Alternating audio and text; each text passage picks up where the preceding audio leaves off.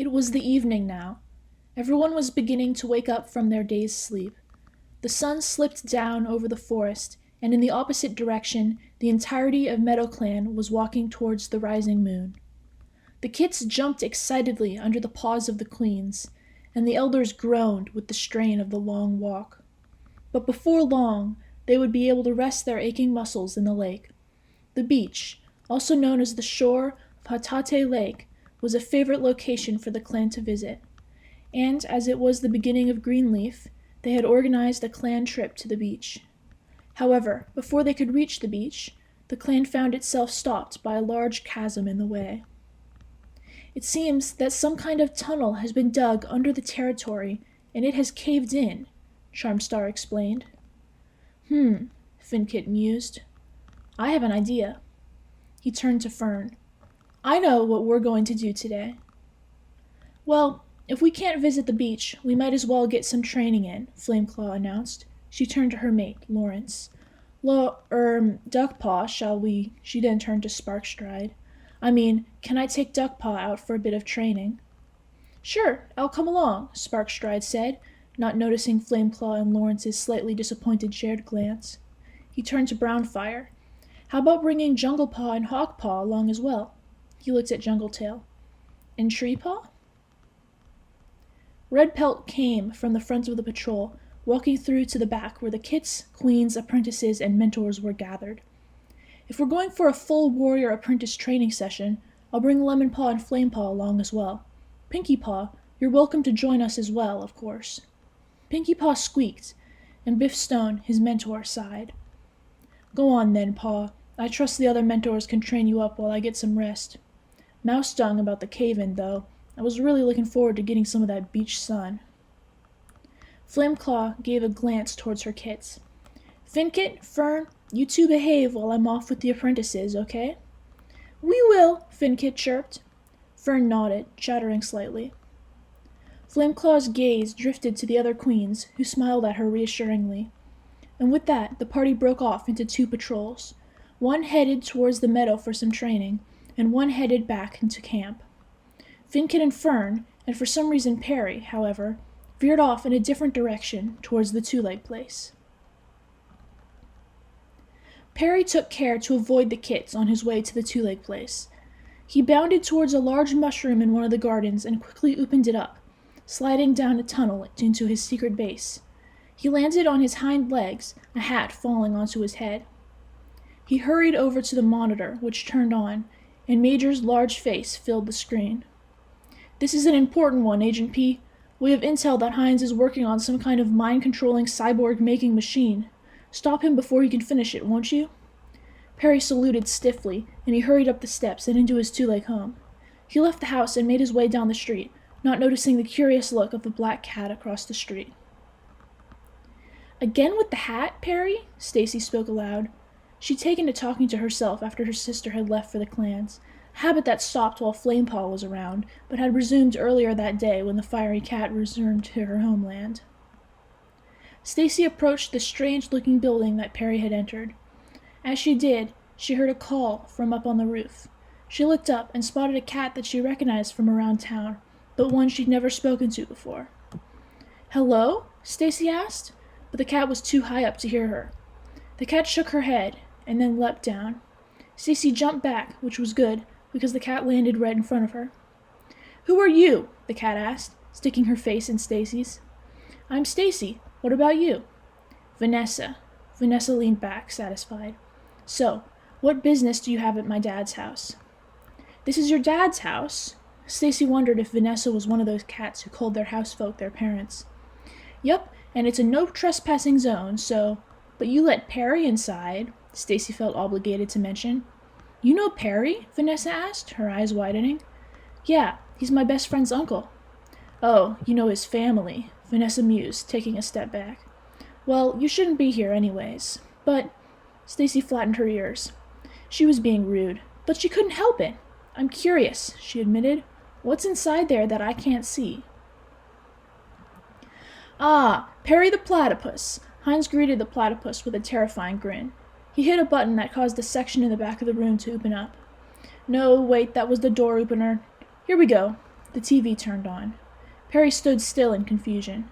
Suddenly, Heinz slammed his paw down on a button that caused an open shrimp cage to fall from the ceiling and land open side first on Perry, trapping him. There! You might be wondering what my evil plan is for the evening. Well, I will tell you.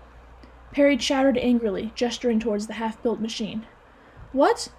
You know I can't understand you when you talk like that, Perry, but anyways, as I was going to say, I'm not done with my evil plan yet. It's only been, less than a day, that's for sure. I know I'm usually done by now, but this particular inator takes some more finesse than I usually have. I even set my daughter on guard duty, not that it worked, I see. Anyways, behold, the Psi-Mind-inator! It turns animals into mind-controlled cyborgs. Pretty neat, eh? Eh? Say that to my face, Hawkpaw snarled. Junglepaw looked at him, blinking uncomfortably. Okay. You're mean. Shh!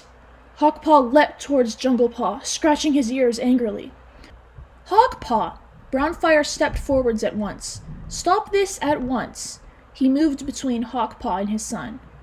But he called me mean, Hawkpaw whined. Then don't be mean, Brownfire directed sternly. Hawkpaw spat, turning around and storming off. Redpelt, standing beside Lemonpaw and Flamepaw, sighed irritably. You two train by yourself, okay? I need to deal with this. All right, Lemonpaw replied. He turned to Flamepaw happily. Did you hear that? We can train together. I think we were already going to do that. Yeah, but now we get to train alone. Just us. Flamepaw tilted her head, a little confused on why Lemonpaw was so excited. Okay, she said, her thoughts drifting to her brothers and to the cave-in. She was getting an odd feeling. Not the odd feeling she got when she spoke to Lemonpaw. No, this was a different one, a more familiar one. Let's head over this way, Flamepaw said, leading the way back towards the camp. They hunted as they walked. Flamepaw caught a large shrew, and Lemonpaw captured an armadillo, which was difficult to kill because of its shell. They carried their catches with them into camp. Flamepaw looked around as Lemonpaw rearranged the fresh kill pile to show off their prey. Something was off. Hey, Lemonpaw, where is everyone? What do you mean? Lemonpaw looked up, noticing the camp was empty. Oh, let's find out. I caught a scent trail with a lot of camps just out of camp, so we can follow it if you want. Yeah, let's do that, Flamepaw replied. This had her brothers written all over it. They followed the trail out of camp and through the forest. It was leading them towards the cave-in. Are you sure this isn't the trail from before? Flamepaw asked. You know, when everyone walked over here? No, this is fresher. They soon arrived at the site of the cave-in, and their jaws fell open. The large crack in the earth was filled with water, and everyone was swimming in it. Finkit, Fern! Flamepaw stomped over to her brothers. What is the meaning of this? The meaning? Flamekit asked. It means have fun, I think. Are you done training?